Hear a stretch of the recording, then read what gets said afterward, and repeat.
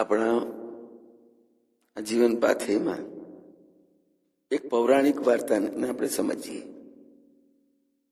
એક તુલાધાર એટલે કે તાજવું જોખનાર, તોલનારો, જેમ ધર્માદા કાંટો હોય છે અને કોઈ માણસ વસ્તુ તોલાવવા માટે આવે તો એના તોલનાને તુલાધાર કહેવામાં આવે છે.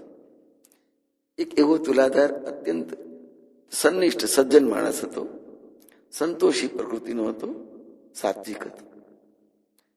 એ દરરોજ નદીમાં સ્નાન કરીને ભગવત ભજન કરી, નિત્ય નિયમ કરી અને મહેનત મજૂરી કરીને પરિવારનું પોષણ કરતા. એમની પાસે માત્ર એક જોડી વસ્ત્ર હતા. તે સાવ જૂના થઈ ગયેલા હતા, ઘસાયેલા, ફાટી જવાની તૈયારી ઉપર. એક દિવસ કોઈએ નદીના કિનારે 2 જોડી વસ્ત્ર મૂકી દીધા, જેથી એ તુલાધાર એનો ઉપયોગ કરી શકે.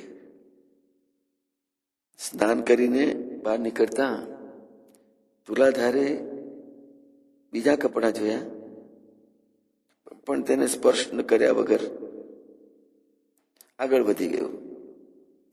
બીજા દિવસે નદીએથી પાછા ફરતા એમણે સોનાના સિક્કા હતા તે ત્યાં પડેલા જોયા, પણ પેલો તુલાધાર તેને નજરઅંદાજ કરીને એને અડ્યા વગર, એના તરફ દ્રષ્ટિ સુદ્ધા કર્યા વગર ઘેર પાછા ફર્યા. જે વ્યક્તિઓએ તેમના માટે વસ્ત્ર અને સુનામરો મૂકી હતી, એમની ત્યાગ વૃત્તિ, એમની વિતરાગતાથી અત્યંત પ્રભાવિત થયા. પોતાના આ ગુણોને કારણે એ તુલાધારની ગણના દેશના અગણી સંતોમાં થઈ હતી. અને એવા ગૃહસ્થ જીવનની અંદર પણ સાધુ જીવન જીવનારા હોય છે અને પોતાના પરિવારનું સાત્વિકતાથી ભરણ પોષણ કરતા હોય છે.